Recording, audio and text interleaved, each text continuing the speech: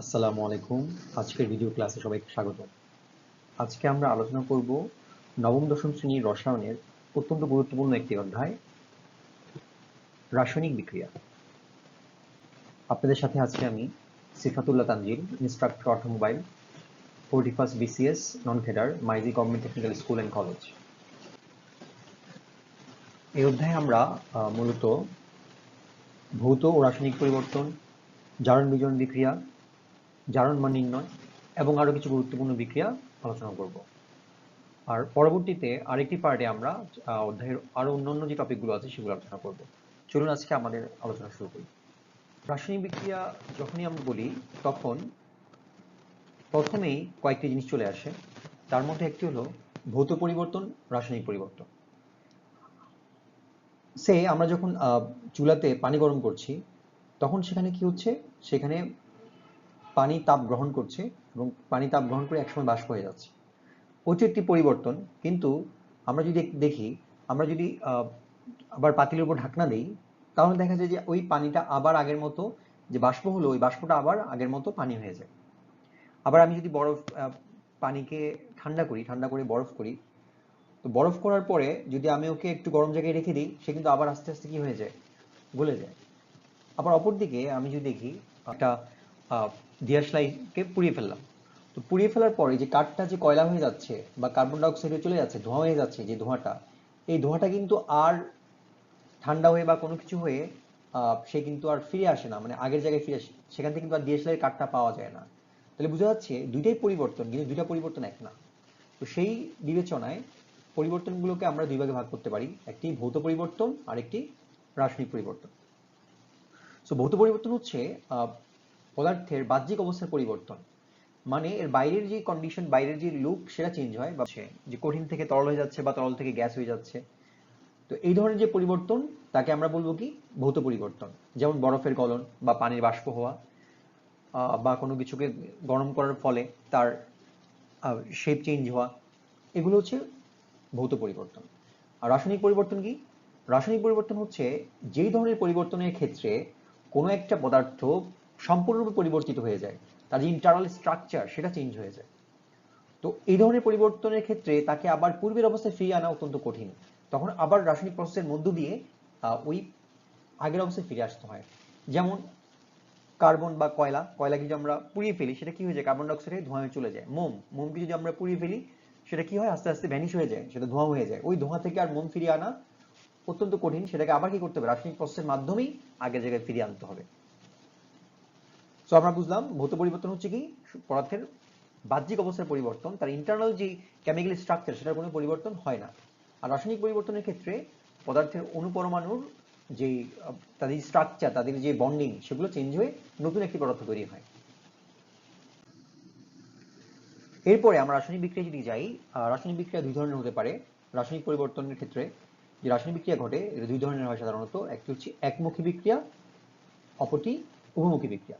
এখন একমুখী বিক্রিয়া কি? যেই বিক্রিয়াতে আমি যখন বিক্রিয়া ঘটাচ্ছি তখন বিক্রিয়াটা একদিকেই যায়, অর্থাৎ এখানে ক্যালসিয়াম কার্বনেট বিক্রিয়া করে ক্যালসিয়াম অক্সাইড এবং কার্বন ডাইঅক্সাইড তৈরি করছে। এই ক্যালসিয়াম অক্সাইড এবং কার্বন ডাইঅক্সাইড কিন্তু মিলে আবার ক্যালসিয়াম কার্বনেট তৈরি হয়ে যাচ্ছে না, মানে ক্যালসিয়াম কার্বনেট ভাঙতেই থাকবে। এটা এই উৎপন্ন যে ক্যালসিয়াম অক্সাইড এবং কার্বন ডাইঅক্সাইড তৈরি হচ্ছে সেটা আবার জোড়া লেগে ক্যালসিয়াম কার্বনেট তৈরি হবে না। এই ধরনের বিক্রিয়াকে আমরা বলবো একমুখী বিক্রিয়া, যেই বিক্রিয়া একদিকে যায়। মানে আমি যেই পদার্থটাকে ব্যবহার করছি বিক্রিয়ক হিসেবে, সেই বিক্রিয়া করে উৎপাদ তৈরি হবে, বাট উৎপাদ থেকে আবার কি হবে না, বিক্রিয়ক উৎপন্ন হবে না। কারণ আমরা যদি এই বিক্রিয়াটা দেখে খেয়াল করি, এখানে ক্যালসিয়াম কার্বনেট ভেঙে ক্যালসিয়াম অক্সাইড বা চুন তৈরি হচ্ছে এবং কার্বন ডাইঅক্সাইড তৈরি হচ্ছে। এবং কার্বন ডাইঅক্সাইড যখন তৈরি হবে, কার্বন ডাইঅক্সাইড কি হচ্ছে, বাষ্প হয়ে চলে যাচ্ছে। তাহলে কার্বন ডাইঅক্সাইড পাত্রেই থাকবে না, তাহলে সেখান থেকে কি আর ক্যালসিয়াম কার্বনেট তৈরি হওয়ার কোনো সুযোগ নাই, যেহেতু চুন এবং কার্বন ডাইঅক্সাইড আলাদা হয়ে চলে যাচ্ছে। চুন পাত্রে থেকে যাচ্ছে আর কার্বন ডাইঅক্সাইড পালায় যাচ্ছে। এই জন্য কি আর বিক্রিয়াটা পেছন দিকে ফিরে আসা সম্ভব না। তাহলে এই ধরনের বিক্রিয়াকে আমরা বলবো কি, একমুখী বিক্রিয়া। যেই বিক্রিয়া কেবল সম্মুখ দিকে ঘটে, মানে সামনের দিকে ঘটে, তাকে আমরা কি বলবো, একমুখী বিক্রিয়া। উদাহরণ, খোলা পাত্রে ক্যালসিয়াম কার্বনেটের বিয়োজন। খোলা পাত্র কথাটা ইম্পর্টেন্ট কেন, যদি কার্বন ডাইঅক্সাইড থেকে যায় পাত্রে তাহলে কিন্তু এটা আবার বিক্রিয়া করে পেছনে ফিরে আসার সম্ভাবনা থাকে। এই জন্য খোলা পাত্র যদি হয়, এখানে কার্বন ডাইঅক্সাইড পালিয়ে যায়, কার্বন ডাইঅক্সাইড পাত্র থেকে বের হয়ে চলে যাচ্ছে, এই জন্য কি আর বিক্রিয়া পিছন দিকে ফিরে আসার কোনো সুযোগ নেই। আর উভমুখী বিক্রিয়া কি? যদি আমরা একমুখী বুঝি, উভমুখী আমরা অলরেডি বুঝে ফেলেছি। উভমুখী বিক্রিয়া হলো যেই বিক্রিয়া সামনের দিকে আগাবে আবার পিছন দিকে আগাবে, মানে ইথানোয়িক অ্যাসিড এখানে ইথানলের সাথে বিক্রিয়া করে ইথাইল অ্যাসিটেট এবং পানি তৈরি করছে। আবার যদি একই পাত্রের মধ্যে রয়ে যাচ্ছে, তাহলে ইথাইল অ্যাসিড এবং পানি আবার বিক্রিয়া করে কি হতে পারে? ইথানোয়িক অ্যাসিড এবং ইথানলে পরিণত হতে পারে। এই ধরনের বিক্রিয়া, যে বিক্রিয়া একবার সামনে যে একটা উৎপাদ তৈরি করছে, আবার কি ওই উৎপাদ ভেঙে আবার বিক্রিয়ক তৈরি হচ্ছে। যেমন এখানে আমরা যে অ্যানিমেশন দেখতে পাচ্ছি যে A2 এবং B2 মিলে কি তৈরি হচ্ছে? AB তৈরি হচ্ছে, আবার AB ভেঙে সেখান থেকে আবার A2 B2 তৈরি হচ্ছে। এই ধরনের যে বিক্রিয়া, এটাকে বলা হয় উভমুখী বিক্রিয়া। যেই বিক্রিয়া দুই দিকেই ঘটে সেটাকে বলা হয় কি? উভমুখী বিক্রিয়া। পরীক্ষা যদি আসে আমরা খুব শর্টকাটে আমি লিখে দিব যে যেই বিক্রিয়া শুধুমাত্র সামনের দিকে ঘটে সেটি একমুখী বিক্রিয়া। উদাহরণ হিসেবে আমরা উল্লেখ করে দিব। আর অবশ্যই আমাদেরকে এই বিক্রিয়াগুলো প্র্যাকটিস করে মুখস্থ করতে হবে, কারণ বিক্রিয়াটা মাস্ট। এরপর আরেক ধরনের বিক্রিয়া তাপ উৎপাদী এবং তাপহারী বিক্রিয়াসমূহকে আমরা আবার তাপের উপর বেস করে, যে এটা তাপ উৎপাদন কেমন হচ্ছে এটার উপর বেস করে কি করতে পারি? দুই ভাগে ভাগ করতে পারি, তাপ উৎপাদী এবং তাপহারী। তাপ উৎপাদী এবং তাপহারী। তাপ উৎপাদী বিক্রিয়া কি? আমরা নাম শুনে বুঝতে পারছি, এটা তাপ তৈরি হয়, তাপ উৎপন্ন হয়, মানে যখন বিক্রিয়াটা ঘটে তখন ওর পরিবেশটা গরম হয়ে যায়, মানে কি ওখান থেকে তাপ বের হচ্ছে, এটা হচ্ছে তাপ উৎপাদী বিক্রিয়া। আর তাপহারী বিক্রিয়া কি? যেই বিক্রিয়ায় তাপ শোষিত হয়, মানে তাপ বিক্রিয়া করার পরে তাপ কমে যায়, পরিবেশের তাপ কমে যায়, মানে বিক্রিয়া কি করে? তাপকে খেয়ে ফেলে। তাহলে এটাকে বলা হচ্ছে কি? তাপহারী বিক্রিয়া। তো কোনো একটি বিক্রিয়ায় তাপ উৎপাদী না তাপহারী, কি পরিমাণ তাপ উৎপন্ন হয় ওটা আমরা ডেল এইচ দিয়ে প্রকাশ করি। ডেল এইচ যদি মাইনাস হয়, মানে মাইনাস হওয়া মানে কি এতটুকু তাপ বের হয়ে যাচ্ছে বিক্রিয়া থেকে, আর ডেল এইচ প্লাস হওয়া মানে কি বিক্রিয়ায় তাপ এতটুকু ঢুকতেছে, এটা লাগতেছে বিক্রিয়ার জন্য।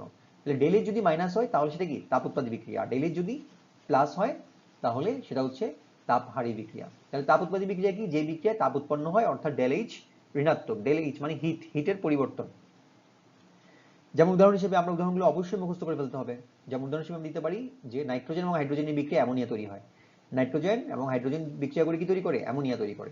এখানে কি হবে? তাপ উৎপন্ন হবে। তাহলে এটা একটি তাপ উৎপাদী বিক্রিয়া। অপরদিকে নাইট্রোজেন এবং অক্সিজেন বিক্রিয়া করে তৈরি করে নাইট্রিক অক্সাইড। এখানে 180 কিলোজুল তাপ প্রতি মোল নাইট্রোজেন এবং অক্সিজেন বিক্রিয়ার ক্ষেত্রে 180 কিলোজুল তাপ কি হয়? অ্যাবজর্ব হয়, সে গ্রহণ করে। এই জন্য এটি কি? একটি তাপহারী বিক্রিয়া। তাহলে আমরা বিক্রিয়া দুটো অবশ্যই মুখস্থ করব। আর পরীক্ষা আসলে অবশ্যই সংজ্ঞা দেওয়ার পাশাপাশি উদাহরণ দিতে হবে এবং বিক্রিয়া লিখতে হবে, তাহলে আমরা ফুল মার্কস পাবো। এরপরে আমাদের জন্য মোস্ট ইম্পর্টেন্ট বিক্রিয়া, সেটা হচ্ছে জারণ বিজারণ বিক্রিয়া। জারণ বিজারণ বিক্রিয়া। তাহলে জারণ মানে কি? জারণ মানে হচ্ছে ইলেকট্রন ছেড়ে দেওয়া। যে ইলেকট্রন ছেড়ে দেয় তার হয় কি? জারণ। আর বিজারণ মানে কি? ইলেকট্রন গ্রহণ করা। তাহলে যেই বিক্রিয়াতে ইলেকট্রন, কোনো একটি পদার্থ ইলেকট্রন ছেড়ে দিবে, সে কি হবে? তার জারণ হবে। তার কি হবে? জারণ। আর অপরদিকে যেই বিক্রিয়াতে একটি বিক্রিয়ক ইলেকট্রন গ্রহণ করবে, তার কি ঘটবে? তার বিজারণ হবে। তাহলে এখানে যেমন আমরা দেখতে পাচ্ছি সোডিয়াম। সোডিয়াম কি করছে? তার সর্বোচ্চ শক্তি স্তরের একটি ইলেকট্রনকে ছেড়ে দিচ্ছে। ছেড়ে দেওয়ার পরে সে কি হয়ে যাচ্ছে? প্লাস হয়ে যাচ্ছে। তাহলে তার চার্জ কি হয়ে যাচ্ছে? বেড়ে যাচ্ছে। ধনাত্মক চার্জ বাড়তেছে। ধনাত্মক চার্জ বাড়া মানে কি? জারণ। ইলেকট্রন ছেড়ে দেওয়া, জারণ। তাহলে সোডিয়ামের কি হচ্ছে? জারণ হচ্ছে। আমরা মনে রাখবো বেশিরভাগ ক্ষেত্রে ধাতুসমূহ যখন ধাতুর আয়ন তৈরি করে তখন তার জারণ হয়। আর অধাতুসমূহ যেমন অধাতুর আয়ন তৈরি করে তখন তার বিজারণ হয়। এটা আমাদের খুব ভালো মনে রাখতে হবে। জারণ কি? ইলেকট্রন ছেড়ে দেওয়া। বিজারণ হচ্ছে কি? ইলেকট্রন গ্রহণ করা। একটা মোস্ট ইম্পর্টেন্ট কোশ্চেন পরীক্ষায় বারবার বারবার আসে, জারণ বিজারণ যুগপত ঘটে, মানে জারণ বিজারণ একসাথে ঘটে। যদি খেয়াল করি, সোডিয়াম এবং ক্লোরিন বিক্রিয়া করে কি তৈরি করছে? Sodium chloride. তাহলে সোডিয়াম কি করবে? সোডিয়াম ইলেকট্রন ছেড়ে দিয়ে সোডিয়াম প্লাস হবে। আর ক্লোরিন ইলেকট্রন গ্রহণ করে ক্লোরিন মাইনাস হবে, মানে ক্লোরাইড আয়ন তৈরি করবে, ক্লোরাইড। আর কি? সোডিয়াম আয়ন তৈরি করবে, সোডিয়াম প্লাস ধনাত্মক সোডিয়াম আয়ন তৈরি করবে। আর কি করবে? ক্লোরাইড আয়ন তৈরি করবে। এখন এই সোডিয়াম আয়ন এবং ক্লোরাইড আয়নের ক্ষেত্রে আমরা দেখছি সোডিয়াম ধনাত্মক আর ক্লোরাইড ঋণাত্মক। তাহলে ঋণাত্মক সে কিভাবে হলো? ইলেকট্রন গ্রহণ করার মাধ্যমে। আর সোডিয়াম ধনাত্মক কিভাবে হলো? সোডিয়াম আয়ন সেই ইলেকট্রন ত্যাগ করার মাধ্যমে। এখন এই ক্লোরিন যে ইলেকট্রন গ্রহণ করবে, সে কোথায় গ্রহণ করবে? এই সোডিয়াম যেটা ছাড়বে সেটা কিন্তু সে নিবে। তাহলে কাউকে যদি ত্যাগ করতে হয় তাকে অবশ্যই কি করতে হবে? কাউকে দিতে হবে। কাউকে যদি দেওয়ার না পায় তাহলে সে কি করতে পারবে না? ত্যাগ করতে পারবে না। আবার কেউ যদি গ্রহণ করতে চায় তাকে তো কারো থেকে নিতে হবে। তাহলে যদি কারো জারণ হয় মানে কি? সে আরেকজনের বিজারণ ঘটাবে। আবার কারো যদি বিজারণ হয় তাহলে কি হবে? সে আরেকজনের জারণ ঘটবে। অর্থাৎ একটি বিক্রিয়ায় একজন ইলেকট্রন ত্যাগ করলে অন্যজনকে কি করতে হবে, তা গ্রহণ করতে হবে। অর্থাৎ একজনের যদি জারণ হয় তাহলে অন্যজনের কি হবে, অবশ্যই বিজারণ হবে। তাহলে এই ক্ষেত্রে আমরা বলতে পারবো কি, জারণ বিজারণ সবসময় কি হবে, একসাথেই ঘটবে। মানে কি, একজনের জারণ হলে আরেকজনের বিজারণ হবে। তাহলে এটুকু লিখলে আমাদের কি পরীক্ষায় আমরা আমার নাম্বার পাবো। উদাহরণ হিসেবে আমরা এই বিক্রিয়াটি দিয়ে দিব যে সোডিয়াম এবং ক্লোরিন বিক্রিয়া করে তৈরি করছে সোডিয়াম ক্লোরাইড। সোডিয়াম থেকে সোডিয়াম প্লাস আর ক্লোরিন থেকে ক্লোরাইড। ক্লোরিন কি করছে, ইলেকট্রন গ্রহণ করছে। সো একটা সোডিয়াম একটা ইলেকট্রন ত্যাগ করে, দুইটা সোডিয়াম কি করবে, দুইটা ইলেকট্রন ত্যাগ করবে। আর একটা ক্লোরিন অণু সেই দুইটা ইলেকট্রন গ্রহণ করে দুটি ক্লোরাইড আয়ন তৈরি করবে, আর উৎপন্ন হবে কি, সোডিয়াম ক্লোরাইড লবণ। এরপরে আমাদের জানার বিষয় জারণ মান। জারণ মানটা কি, আমরা যদি খেয়াল করি, যখন একটা বস্তুর বা একটা পরমাণুর ইলেকট্রন ত্যাগ করবে তখন সে কি হয়, তার চার্জ বাড়ে। অপরদিকে চার্জ বাড়ে মানে তার প্লাস চার্জ বাড়ে। আর যখন কেউ ইলেকট্রন ছেড়ে দেয়, ইলেকট্রন গ্রহণ করে, তখন তার কি, নেগেটিভ চার্জ বাড়ে। তাহলে এই যে পজিটিভ চার্জ এবং নেগেটিভ চার্জ যুক্ত হওয়া, এই ঘটনাকে বলা হয় তার জারণ মান। যে তার কতটুকু চার্জ আছে, তার চার্জ কত, এটাই কি তার জারণ মান। ইলেকট্রন যদি ত্যাগ করে তাহলে তার জারণ মান কি হয়, ধনাত্মক হয়। আর ইলেকট্রন গ্রহণ করলে জারণ মান হয় ঋণাত্মক। আর কোনো একটা বস্তু যে এখনো গ্রহণ ত্যাগ করেনি, একটা সাধারণ মৌল, সেই ক্ষেত্রে তার জারণ মান হবে শূন্য। যেমন এখানে আয়রন, জারণ মান শূন্য। অপরদিকে যে অক্সিজেন, সে কোনো বিক্রিয়া করে নাই, সে এখনো মৌলিক অণু, তার ক্ষেত্রেও কি হবে, জারণ মান হবে শূন্য। পরীক্ষায় আমাদের কোশ্চেন আসবে যে H2SO4 বা সালফিউরিক অ্যাসিডের কেন্দ্রীয় পরমাণু, যেমন কেন্দ্রীয় পরমাণু কোনটা, এখানে সালফার, সালফারের জারণ মান বের করো। অথবা এরকম দিতে পারে potassium permanganate, KMnO4, potassium permanganate. Potassium পারম্যাঙ্গানেটের কেন্দ্রীয় যে পরমাণু আছে ম্যাঙ্গানিজ, এই ম্যাঙ্গানিজের জারণ মান কত বের করো। তাহলে এর খুব সহজ, মানে রেগুলার আসে। তাহলে আমরা কি করতে হবে, আমাদের যে কমন যে জিনিসগুলো আছে তাদের জারণ মান জেনে নিতে হবে। যেমন হাইড্রোজেন, হাইড্রোজেনও কি করবে, সবসময় ইলেকট্রন ত্যাগ করে সে কি হয়, ধনাত্মক আয়ন তৈরি করে। তাহলে তখন হাইড্রোজেন কত কত হবে, হাইড্রোজেন, এখানে যে হাইড্রোজেন, এ কি করবে, এ +1 হয়ে যাবে না, সে হবে কি +1। আর এদিকে অক্সিজেনে কি হবে, -2 হবে। তাহলে এখানে কয়টা আছে, অক্সিজেন 4টা, তাহলে ইন্টু 4। আর এখানে হাইড্রোজেন আছে কয়টা, ইন্টু 2, দুইটা। তাহলে এই হলো, এই দুইটা মিলে কত হলো, +2, এই দুইটা মিলে হলো +2। আর এই 4টা মিলে কত হচ্ছে, -8। তাহলে এখানে হাইড্রোজেন থেকে পাচ্ছি +2 আর অক্সিজেন থেকে পাচ্ছি কত, -8। বাকি থাকলো কে, সালফার। তাহলে সালফারের যে জারণ মান, এটা এমন হইতে হবে যেন কি টোটাল পরমাণুর চার্জ হয় শূন্য। তাহলে টোটাল পরমাণুর চার্জ কত, শূন্য যদি হতে হয়, তাহলে এখানে আছে -8, এখানে আছে কত, +2। তাহলে -8 আর +2 মিলে কাটাকাটি কত হবে, -6। তাহলে একে কি হতে হবে, একে অবশ্যই +6 হতে হবে। কি হতে হবে, +6 হতে হবে। তাহলে এটা আমরা তো এমনি জাস্ট মাথার মধ্যে করলাম, কারণ আমরা একটা অঙ্ক হিসেবে দেখি যে H2SO4, তাহলে এখানে H2, তাহলে দুইটা হাইড্রোজেনের জন্য 2 ইন্টু +1, হাইড্রোজেনের কত, +1। সালফারেরটাকে আমরা ধরে নিলাম x, কারণ জানি না। অপরদিকে অক্সিজেনের হচ্ছে কি, একটা অক্সিজেন -2, 4টা অক্সিজেন কত হবে, 4 ইন্টু -2। তাহলে এখানে +2 ইন্টু +2 প্লাস x -8। আমরা যদি এখানে সমীকরণটা সলভ করি তাহলে কি হবে, x এর মান কত হচ্ছে, +6। তাহলে আমরা বলবো যে এখানে সালফারের জারণ মান +6। অপরদিকে পটাশিয়াম পারম্যাঙ্গানেটে যদি যাই, তাহলে এখানে পটাশিয়ামের ক্ষেত্রে যদি দেখি, পটাশিয়ামের কত, পটাশিয়ামের সেম +1, পটাশিয়ামের কত, +1। অক্সিজেনের কত, -2, -2 ইন্টু কত, কয়টা আছে অক্সিজেন, 4টা আছে, তাহলে কত হবে, -8। তাহলে এর হচ্ছে +1, এর কত, -8। তাহলে টোটাল কত হচ্ছে, -8 আর +1 মিলে -7। তাহলে আমাদের এখন প্লাস মাইনাসে আছে -7। তাহলে ম্যাঙ্গানিজে কত লাগবে, ম্যাঙ্গানিজের লাগবে -7 এর উল্টা, মানে +7 লাগবে। কত লাগবে, +7। তাহলে এখানে প্লাস হচ্ছে কত, 8, মাইনাসও হচ্ছে 8, তখন কাটাকাটি হয়ে যাবে, 0 হবে। তাহলে আমাদের মনে রাখতে হবে জারণ মান, টোটাল জারণ মান কত, শূন্য। পুরা এই যে পটাশিয়াম পারম্যাঙ্গানেট, টোটাল চার্জ কত হবে, শূন্য হবে। তো শূন্য যদি হয়, এখানে পটাশিয়ামের +1, ম্যাঙ্গানিজের আমরা জানি না x, আর এদিকে অক্সিজেন 4টা আছে, 4 ইন্টু -2। তাহলে এখান থেকে সলভ করলে x এর মান কত বের হবে, +7 বের হবে। এভাবে খুব সহজেই আমরা কি বের করতে পারবো, যে কোনো পরমাণুর জারণ মান বের করতে পারবো। এরপর আমাদের একটি গুরুত্বপূর্ণ বিক্রিয়া, সংযোজন বিক্রিয়া, বিয়োজন বিক্রিয়া।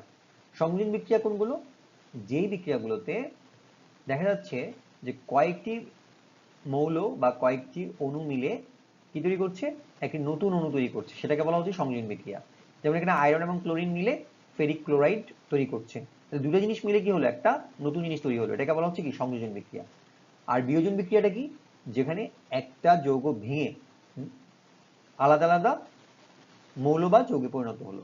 যেমন এখানে আমরা দেখছি কি পানি ভেঙে হাইড্রোজেন বা অক্সিজেন তৈরি হলো, তাহলে যেখানে ভেঙে যায় সেটা হচ্ছে কি বিয়োজন বিক্রিয়া, আর যেখানে জোড়া লেগে নতুন কিছু তৈরি হয় সেটা হচ্ছে কি সংযোজন বিক্রিয়া। তাহলে আমরা উদাহরণগুলো ভালোভাবে মুখস্থ করব। সংযোজন বিক্রিয়া কি, যেখানে কি দুই বা অধিক মৌল বা যৌগ পরস্পর যুক্ত হয়ে একটি নতুন যৌগ গঠন করবে, সেটি হবে কি সংযোজন বিক্রিয়া। যেমন এখানে আয়রন এবং ক্লোরিন বিক্রিয়া করে তৈরি করছে ফেরিক ক্লোরাইড। আয়রন এফি মানে আয়রন মানে লোহা, আয়রন আর ক্লোরিন বিক্রিয়া করে কি তৈরি করছে ফেরিক ক্লোরাইড। আর অপরদিকে বিয়োজন হচ্ছে কি, যেখানে একটা ভেঙে নতুন কিছু তৈরি হয়, সেটা হচ্ছে কি বিয়োজন বিক্রিয়া। যেমন এখানে পানিটা ভেঙে কি তৈরি হচ্ছে হাইড্রোজেন এবং অক্সিজেন। এরপর আসছে আরেকটা ইম্পর্টেন্ট বিক্রিয়া পরিস্থাপন বিক্রিয়া, এবং আরেকটা ইম্পর্টেন্ট বিক্রিয়া দহন বিক্রিয়া। পরিস্থাপন বিক্রিয়াটা কি, পরিস্থাপন হচ্ছে যেই বিক্রিয়াতে একটা যৌগ থেকে আরেকটা পাওয়ারফুল পরমাণু অথবা পাওয়ারফুল মূলক কি করবে, একজনকে সরাই দিবে, আরেকজনকে কি করবে সরাই দিবে। যেমন এখানে জিঙ্ক আর এখানে কি আছে H2SO4, আমরা দেখছি কি জিঙ্ক এসে H2 কে ধাক্কা মেরে বের করে দিল। এই যে এই ধরনের বিক্রিয়া, এটাকে বলা হচ্ছে কি প্রতিস্থাপন বিক্রিয়া। তাহলে তবে এখানে জানতে হবে আমাদেরকে যে কে কাকে প্রতিস্থাপন করতে পারবে, কার পাওয়ার বেশি। যেমন হাইড্রোজেনের থেকে জিঙ্কের কি পাওয়ার বেশি, তাহলে এটার জন্য আমাদের সক্রিয়তা সিরিজ মুখস্থ করতে হবে। সক্রিয়তা সিরিজটা কি, lithium, potassium, sodium, calcium, magnesium, aluminium, zinc. এরপর হচ্ছে লেড,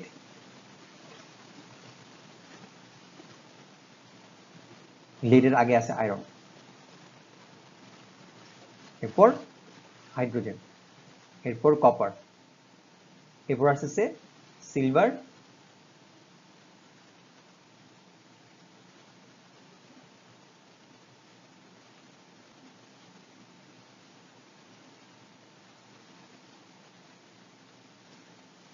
এরপর আছে গোল্ড।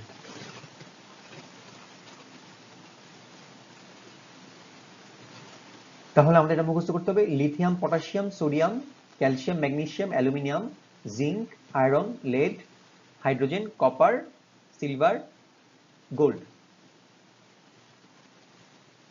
এই সিরিজটা আমরা মুখস্থ করে ফেলবো, বইতে আছে হয়তো বা বই থেকে আমাদের খুঁজে এটা মুখস্থ করে ফেলতে হবে। তাহলে যদি আমি এখানে যদি জিঙ্কের একটা জিঙ্ক সালফেট থাকে, এখন জিঙ্ক সালফেটকে কিন্তু আর হাইড্রোজেন কি করতে পারবে না, সরাইতে পারবে না, তাহলে তাকে তার সামনের পাওয়ারফুল যে কেউ সরাইতে পারবে। যেমন জিঙ্ককে সরাইতে পারবে কে, অ্যালুমিনিয়াম, ম্যাগনেসিয়াম, ক্যালসিয়াম। কিন্তু জিঙ্কে কিন্তু আমি যদি সিলভারকে দিই, সিলভার কিন্তু জিঙ্ককে সরাতে পারবে না, কারণ কি জিঙ্কের পাওয়ার সিলভারের থেকে বেশি। তাহলে আমাকে মনে রাখতে হবে, যখন কোনো একটা যৌগ থেকে অধিক সক্রিয় বা অধিক পাওয়ারফুল একটা মৌল কি করবে, একটা কম সক্রিয় বা কম পাওয়ারফুল মৌলকে সরাই দিবে, তখন সেটাকে বলবো পরিস্থাপন বিক্রিয়া। আর এটা হচ্ছে সক্রিয়তা সিরিজ, সক্রিয়তা সিরিজটা আমরা মুখস্থ করে ফেলবো।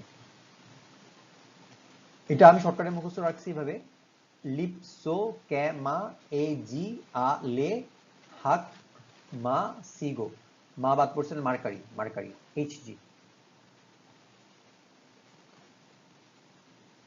মার্কারি মানে পারো, হাক মা সি গো, সি মানে সিলভার, গো হচ্ছে গোল্ড, AU, গোল্ড হচ্ছে কি AU।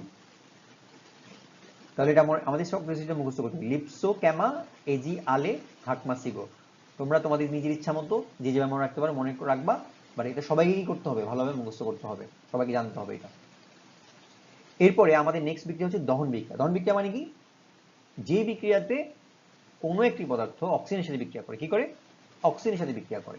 তাহলে মৌল বা যৌগকে বাতাসের অক্সিজেনের উপস্থিতিতে পুড়িয়ে তার উপাদানের মৌলের অক্সাইডে পরিণত করাই হচ্ছে কি কম্বাসন বা দহন।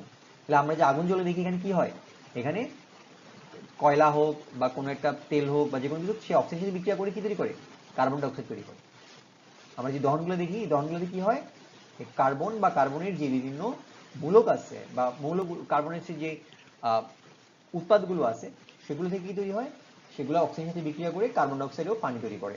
বেশিরভাগ ক্ষেত্রে আমরা এই ধরনের দহন দেখতে পাই। দহন মানে কি, যখন মৌল বা যৌগ বাতাসের অক্সিজেনের উপস্থিতিতে পুড়ে তার উপাদানের মৌলে অক্সাইডে পরিণত হয়, তাকে বলা হয় কি দহন।